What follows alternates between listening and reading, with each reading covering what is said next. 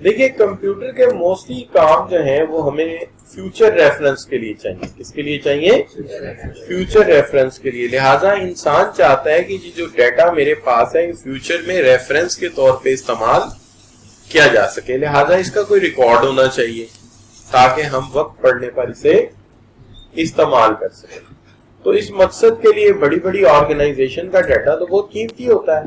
اس میں ریسرچ کا ڈیٹا ہے, R&D کا ڈیٹا ہے, کسٹمر کی اوپینینز ہیں, فیڈ بیکس ہیں, فائنینشیل اسٹیٹمنٹ ہے جو شیئر ہولڈر کو شیئر کرنی ہے. تو لہٰذا یہ ڈیٹا تو بڑا قیمتی ہے, اس کو اسٹور کرنا پڑے گا. کیا خیال ہے؟ تو اس کے لیے اسٹوریج ڈیوائسز بنائیں گے.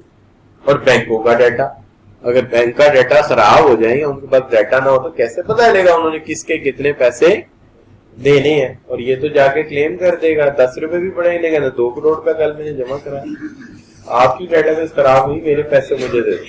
تو لہذا اس طرح کے لوگوں کے لیے انہوں نے اسٹوریج ڈیوائسز بنائی ہیں ذرا سالڈ قسم.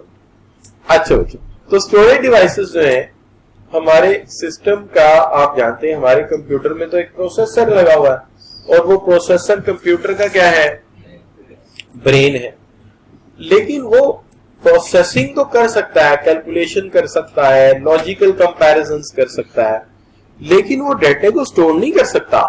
جیسے میوزیکل فائل, کوئی ویڈیو, کوئی پکچر, کوئی ڈاکومنٹ, کوئی اسپریڈ شیٹ, کوئی پریزنٹیشن, کوئی ای میل, وہ سٹور نہیں کر سکتا. اس کو سٹور کرنے کے لیے ہمیں کس چیز کی ضرورت ہے؟ اس کو سٹور کرنے کے لیے ہمیں ضرورت ہے کس چیز کی؟ اسٹوریج ڈیوائسز کی. So that is why storage devices جو ہیں وہ ہمارے روٹین میں حصہ بن گئی ہیں ہمارے اس پورے نظام کا. تو لہذا جب ہم بات کرتے ہیں talking about the storage devices, تو ان کی کوئی لمبی چوڑی لسٹ ہمارے کورس میں نہیں ہے. سب سے پہلی ہے پرائمری اسٹوریج. اچھا, پرائمری اسٹوریج یوں ہے کہ جو پروسیسر کے قریب ترین ہی ڈیٹا پڑا ہوا ہوتا ہے, قریب ترین ہی ڈیٹا پڑا ہوا ہوتا ہے. کہ یہ فرض کریں یہ ہمارا پروسیسر ہے, اس کے پاس قریبی شیل پہ جو ڈیٹا پڑا ہوا ہے نا وہ پرائمری اسٹوریج, وہ پرائمری اسٹوریج ہے. جیسے آپ یوں سمجھے, آپ کی امی کھانا بناتی تو آپ نے دیکھا ہوگا جو مرچیں ہیں, گرم مسالہ ہے, نمک ہے, ٹھیک ہے نا, وہ کس میں پڑی؟ برنی میں. کہاں رکھی ہوئی ہیں؟ وہ اوپر ڈرار میں رکھی ہوئی ہیں. لیکن جب کوکنگ ہو رہی ہوتی ہے, کہاں رکھی ہوئی ہیں؟ ڈرارز میں رکھی ہوئی ہیں. لیکن جب کوکنگ ہو رہی ہوتی تو چولہے کے قریب چھوٹی چھوٹی کٹوریوں میں تھوڑا ادرک کاٹ کے, لہسن کاٹ کے مسالہ رکھا ہوتا ہے. تو وہ جو پاس یہ سمجھیے یہ جو پروسیسر ہے یہ چولہا ہے, یہ سٹوو ہے جہاں آگ جل رہی ہے, اور یہ آپ جو ریم ہے یہ ایکچولی آپ کی امی کی شیلف ہے جہاں انہوں نے یہ چیزیں کٹوریوں میں پاس ہی رکھی ہوئی, ضرورت پڑنے پہ جلدی سے مل جائے. کیونکہ جب آگ جل رہی ہوگی تو برنی سے یا فریج سے لہسن نکال کے کاٹیں گی تو تب تک تو کھانا ہی جل جائے گا, تو وہ پہلے سے ریڈی کر کے رکھا ہوگا. اسی طرح پروسیسر نے بھی جو چیزیں جلدی چاہیے وہ قریب ہی رکھی ہوئی ہیں رینڈم ایکسس میموری کا, رکھی ہوئی ہیں رینڈم ایکسس میموری میں. انہیں وہیں قریب سے ہی پکڑ کے کیا کرے گا؟ پروسیس کر دے گا, دور سے نکالنے نہیں جائے گا. ٹھیک ہے نا. اچھا, تو انٹرنل ٹیمپوریری اسٹور ڈیلی کیا ہے؟ Sorry, directly access. تو یہ ڈائریکٹلی ایکسس ہوتا ہے, قریب ہے نا, ڈائریکٹلی ایکسس ہوتا ہے. لیکن یہ ٹیمپوریری ہے, یہ ٹیمپوریری ہے. ٹیمپوریری کا مطلب کیا ہے؟ ایکچولی یہ جو بنا ہے فلپ فلاپ سرکٹ سے. کس سے بنا ہے؟ Flip flop circuit. Flip flop circuit کی یہ مسئلہ ہوتا ہے کہ یہ ٹرانسسٹرائز سرکٹ ہوتا ہے. جب تک لائٹ آ رہی ہے کام کرے گا, اور لائٹ چلی گی تو ہر چیز ابالش ہو جائے گی. چونکہ اس کے ساتھ کوئی کیپیسیٹر نہیں لگا ہوتا جو کرنٹ کو سٹور کرے. کیپیسیٹرز آر ناٹ دیئر. کیپیسیٹر لگے ہوئے آپ کی یو ایس بی کے اندر جو سٹور کر لیتے ہیں, اور اندر پڑی اسٹیل چپ پہ یا اندر پڑی ریم کے اوپر اسے لکھ لیتے ہیں. بلکہ اس کے اندر روم ہوتی ہے, روم, وہ روم پہ لکھ لیتے ہیں ہمیشہ. کس پہ لکھ لیتے ہیں؟ روم پہ. وہیں سے آپ جلدی سے ایکسس کر لیتے ہیں. لیکن یہ لکھی ہوتی ہے کس کے اوپر؟ ٹرانسسٹرائز سرکٹ پہ. تو لائٹ گئی تو فلپ فلاپ ہے, فوراً ہر چیز بجھ جائے گی اور ہر چیز مٹ جائے گی. لہٰذا اس کے اوپر جو سٹوریج ہے وہ کون سا بچوں؟ ٹیمپریری ہے. اچھا, اس کو ٹیمپریری کا دوسرا اچھا لفظ کیا ہے؟ یہ وولٹائل نیچر ہے. وولٹائل کا مطلب یہ ہے کہ پاور آف ہوئی تو اس نے کام ختم, یعنی پاور آف ہوئی تو کچھ بھی نہیں ہے اس کے پاس. اس لیے ہم اسے کہہ دیتے ہیں کہ یہ ایکسیس میں تو کوئکر ہے, لیکن نقصان یہ ہے کہ لائٹ جانے پہ یہ کام نہیں کرتی. ہاں ریم کی آگے کئی شکلیں ہیں جس کے اندر پریم ہے, پھر اس کے علاوہ جو ہے وہ اور کافی شکلیں اس کی جو امپروو شکلیں اس کی بن گئی.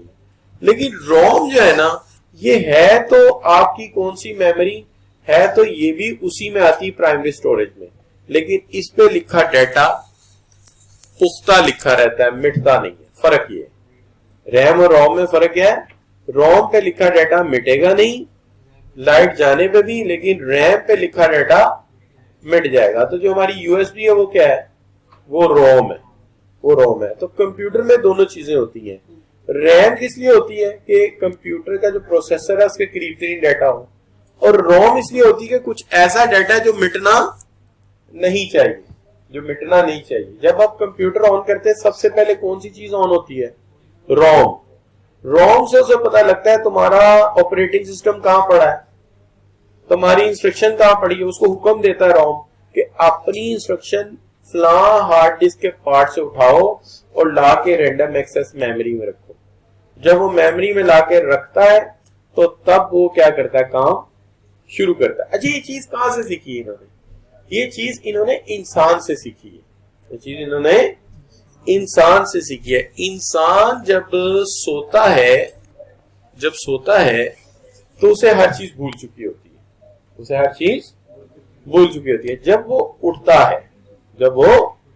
اٹھتا ہے ٹھیک ہے, تو جب وہ اٹھے گا تو کیا ہوگا بچوں, سب سے پہلے اس کی روم ایکٹیو ہوگی. روم ایکٹیو ہو کے انسان کو کہے گی آنکھیں کھولو, آنکھیں کھولو, نظر آ رہا ہے, ہاں ٹھیک ہے کام چل رہا ہے, ہاتھ ہلاؤ.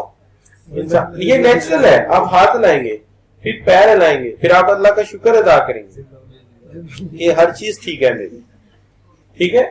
اچھا, اور وہ روم فوراً کہے گی کہ اب یاد کرو تمہارا نام کیا ہے, تمہاری امی کون ہے, تمہارا ابو کون ہے. اچھا, اس طرح آپ کا وہ ڈیٹا فوری طور پہ آپ کو یاد آئے گا. اچھا, جس دن وہ یاد نہ آیا, آپ صبح اٹھیں گے اور پوچھیں گے, امی آئیں گی, تو کون ہے, ہاں اللہ نہ کرے, سب سے پہلے روم جاگتی ہے, اس کی پکی میموری, ٹھیک ہے. اور اس کی تشریح اللہ کے کلام میں کچھ ہو رہا ہے, انسان کے سوچ میں کچھ ہو رہا ہے, تو انسان ایسے ہی کام کرتا ہے. ایکچولی سمجھے کہ یہ انسان کی روح ہے, یہ انسان کی روح ہے, ٹھیک ہے. اچھا, یہ نا 3 دھاگوں سے انسان کے دائیں انگوٹھے سے بندھی ہوئی ہے. کتنے دھاگوں سے, 3 دھاگوں سے. سونے کی صورت میں ایک دھاگا ٹوٹ جائے گا, انسان لاشعور میں چلا جائے گا. لیکن اگر دوسرا دھاگا ٹوٹ گیا تو وہ مر جائے گا, پھر روح پرماننٹلی جا چکی, ٹھیک ہے. تو ایک دھاگا ٹوٹتا ہے یعنی انسان آدھا مر جاتا ہے, سو گیا, یہ واپس دھاگا جڑے گا, یہ ریپیئربل ہے. لیکن وہ دوسرا دھاگا پہلے دھاگے کو ریپیئر کرے گا. لیکن اگر دوسرا بھی ٹوٹ گیا تو پھر ریپیئربل, پھر انسان کے بس میں ریپیئربل نہیں ہے, اللہ نے اختیار دیا. تیسرا دھاگا ہوتا ہے قبر کے اترنے تک, روح پاس ہی ہوتی ہے, ابھی نکل چکی ہوتی ہے لیکن قریب ہوتی ہے. اچھا, تیسرا دھاگا جو ہے جب قبر میں آپ اتارتے ہیں تو اس کی مدد سے روح واپس بھیج کے فرشتے 5 سوال کرتے ہیں. جب وہ سوال جواب ہو جاتے ہیں منکر نکیر کے, پھر تیسرا دھاگا بھی توڑ دیا جاتا ہے, پھر آپ قبر میں قیامت تک سوئے رہیں گے, قیامت تک سوئے. This is what the process. Process سمجھ آیا؟ ایک دھاگا ٹوٹ گیا, انسان سوتا رہا, ٹھیک ہے. دوسرا ٹوٹ گیا, اب دنیا والا نہیں آپ کو کوئی جگا سکتا, فرشتہ جگا سکتا ہے اللہ کے حکم سے. پہلا دھاگا ٹوٹنے پہ دوسرے دھاگے کی وجہ سے آپ کو امی ابو جگا سکتے ہیں, ٹھیک ہے. لیکن اگر دوسرا ٹوٹ گیا تو امی ابو کے بس سے نکل گئی بات, اب کس کے بس میں چلی گئی, فرشتے کے, لیکن اللہ کے حکم سے. اب وہ آگے تیسرے دھاگے کی مدد سے پھر روح واپس لائے گا اور لا کے کیا کرے گا؟ سوال جواب کرے گا. اچھا سوال جواب کرنے کے بعد وہ پھر بس کام ختم ہو گیا, پھر اللہ کے حکم دے آپ کاٹ دو تیسرا دھاگا, پھر وہ کاٹ دو, پھر آپ کا وقت پرماننٹ. کب تک؟ کیا پھر قیامت کے بعد جو ہوگا, قیامت کے وقت کیا ہوگا اس میں مختلف باتیں ہیں. بعض کہتے ہیں کہ جو ہڈیاں ہیں وہ حکم سے جڑ جائیں گی, اور بعض کہتے ہیں کہ نہیں بارشیں ہوگی اس سے ہڈیاں اگیں گی پودوں پہ, پھر وہ جس کی ہڈی جو ان سی جڑے گی اس کے ساتھ. ٹھیک ہے, میرے نزدیک جو مجھے سمجھ آتی ہے کہ میں مولوی نہیں ہوں, میں ویسے آپ کو سمجھا رہا ہوں, لیکن یہ بات ایسے ہی ہے, قریب قریب وہی بات ہے جو, لیکن میرے نزدیک یہ ہے کہ ڈی این اے اللہ کے پاس ہے, اس ڈی این اے کو اللہ تعالیٰ استعمال کرے گا اور وہاں سے آپ کی باڈی پوری ایگزیکٹ شکل میں کھڑی ہو جائے گی, اور پھر اس کے اندر روح باندھ دی جائے گی اور قبریں خود پھٹ جائیں گی. یہ نہیں کہ ہم یوں ہاتھ مارے کھلے گی نہیں دے رہا ہوگا, نہیں, قبریں خود پھٹیں گی اور انسان جو ہے وہ قبر سے باہر آ جائے گا.